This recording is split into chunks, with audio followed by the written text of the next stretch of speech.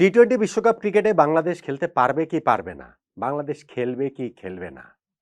এটা নিয়ে তো একটা চরম অনিশ্চয়তার মধ্য দিয়ে যাচ্ছি আমরা। সেই কারণে বিপিএল এর এই শেষ দিকের ম্যাচগুলোয় তেমন মনোযোগ দিতে পারিনি। যে রেগুলার ইভেন্টটা আমরা করি প্রতি ম্যাচ শেষে টার্নিং পয়েন্ট, সেটাও আসলে নিয়মিতভাবে করতে পারিনি। সেজন্য আপনাদের কাছে আমি ক্ষমা চেয়ে নিচ্ছি।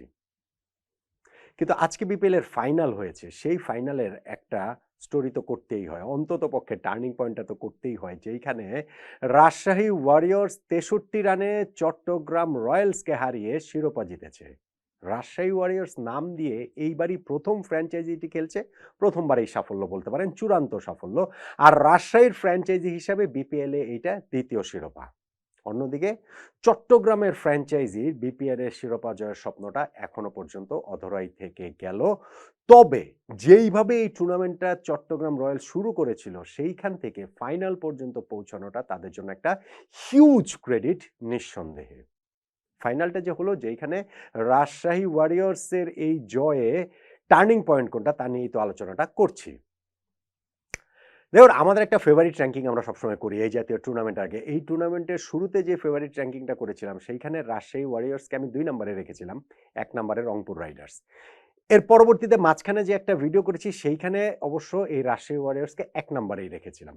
বাকিগুলোরও যদি আপনি র‍্যাঙ্কিং দেখেন, মোর অর লেস কাছাকাছি গিয়েছে, মানে ফাইনাল রেজাল্টে যদি বিবেচনা করেন। কিন্তু চমকে দিয়েছে এই চট্টগ্রাম রয়্যালস। এটা স্বীকার করতে কোনো দ্বিধা নাই যে তাদের টিমের যে পারফরম্যান্স, যেমন টুর্নামেন্টের শুরুতে আমি তাদেরকে ৬ নম্বরে রেখেছিলাম। এই দলটা প্লে অফে উঠে গেছে, চমকে দিয়েছে। প্লে অফের ৪ দলের মধ্যে তাদেরকে আমি ৪ নম্বরে রেখেছিলাম।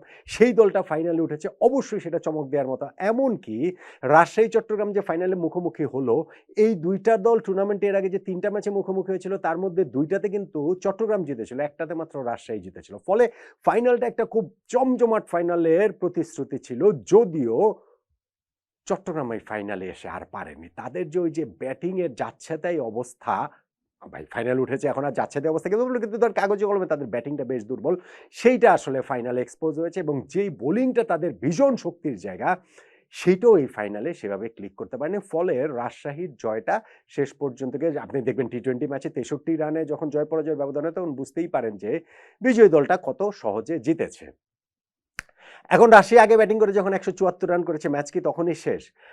আমার কাছে মনে হয় যে ১৭৪ রান, যতটা রান, এর চেয়ে বেশি রান অবভিয়াসলি তারা করতে পারত। আর ফাইনালের প্রেশার বলে একটা জিনিস রয়েছে, সেইখানটা থেকে চট্টগ্রামের ব্যাটিং এর যদি আপনি হিসাবটা করেন, তাতে তাদের জন্য একটা গুড স্টার্ট খুব প্রয়োজন ছিল। কিন্তু তারা সেটা পায়নি। স্পেশালি থার্ড ওভারে ৩ বলের মধ্যে তাদের ২ টা উইকেট চলে গেছে। বিনোরা ফার্নান্দো তো উইকেট তুলে নিয়েছেন।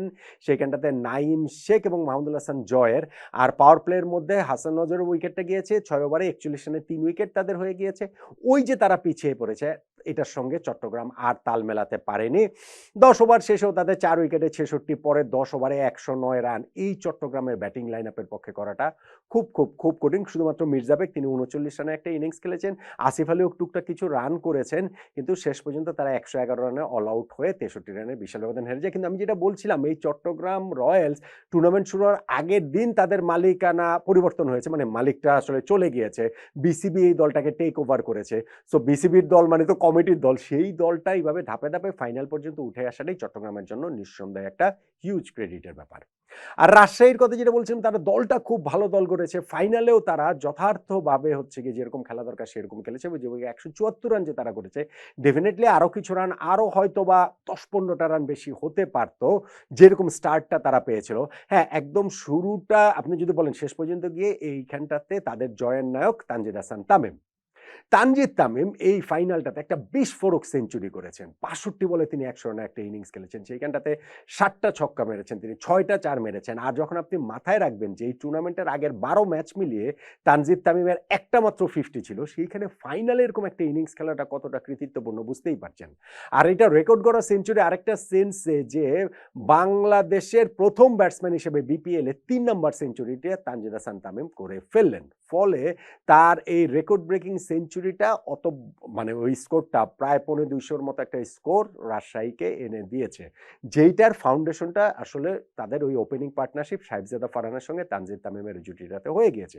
তাদের শুরুটা হয়েছিল প্রথম মানে যে পাওয়ার প্লেটা 6 ওভারে তারা মাত্র 40 রান তুলেছিল, কিন্তু এরপরেই ওইখান থেকে এক্সিলারেট করেছে তানজিদ তামিম। তিনি হচ্ছে গিয়ে শেখ মাহেদিকে 2টা ছক্কা মারলেন, তারপরে গিয়েও তিনি ওই রানের গতিটা অব্যাহত রেখেছেন, দ্রুত রান তোলাটা। 10 ওভারে তারা বিনা উইকেটে 82 রানে পৌঁছে গিয়েছিল এবং সেই জন্য আমি বলছিলাম যে হয়তো 10-15 রান বেশি করতে পারতো।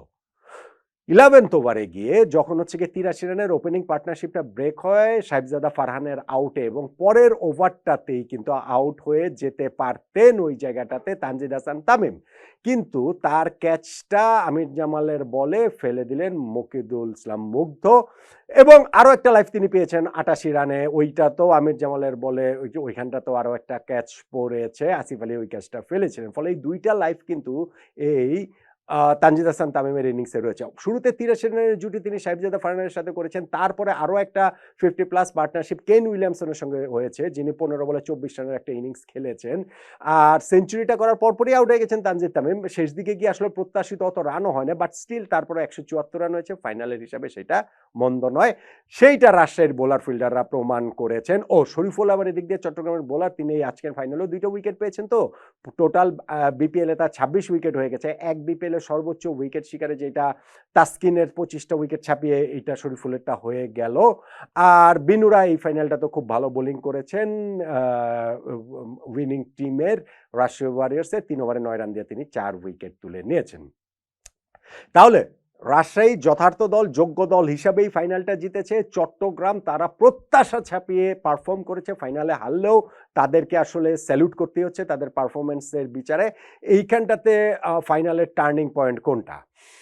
174 রান করার পর ওই যে শুরুতেই 2টা উইকেট 3 বলের মধ্যে হারিয়ে ফেললো চট্টগ্রাম রয়্যালস, নাইম শেখ ও মাহমুদুল হাসান জয়ের, এইটাকে একটা বলতে পারেন যে শুরুতে যে হোঁচট খেয়েছে সেখান থেকে তারা রিকভার করতে পারেনি। কিন্তু আমার কাছে মনে হয় কি যে তানজিদ তামিমের 2টা ক্যাচ ড্রপ, স্পেশালি তার ওই 54 রানে তিনি যখন ছিলেন সেই ক্যাচটা যে ড্রপ হলো, মুগ্ধ যে ক্যাচটা ফেলেছেন আমির জামালের বলে, সেইটাই তাদের জন্য কস্টলি হয়েছে। কেননা ঠিক তার আগের ওভারটাতেই ওপেনিং পার্টনারশিপটা ব্রেক হলো, সাহেবজাদা ফারহান আউট হলেন, নেক্সট ওভারটাতেই যদি এই তানজিদ তামিমের উইকেটটা তুলে নেওয়া যেত তখন হয়তো বা ম্যাচে ফেরার একটা সুযোগ তৈরি হতে পারত চট্টগ্রামের জন্য। সেই সুযোগটা তারা গ্র্যাব করতে পারেনি। ফলে 88 রানের সময় যেই ক্যাচটা ফেলেছেন সেইটার চেয়ে আমি বলবো 54 রানের সময় তানজিদ তামিমের যেই ক্যাচটা পড়েছে সেইটাই আসলে ফাইনালে রাজশাহী ওয়ারিয়র্সের এই 63 রানের জয়ে টার্নিং পয়েন্ট বলে মনে হচ্ছে আমার কাছে।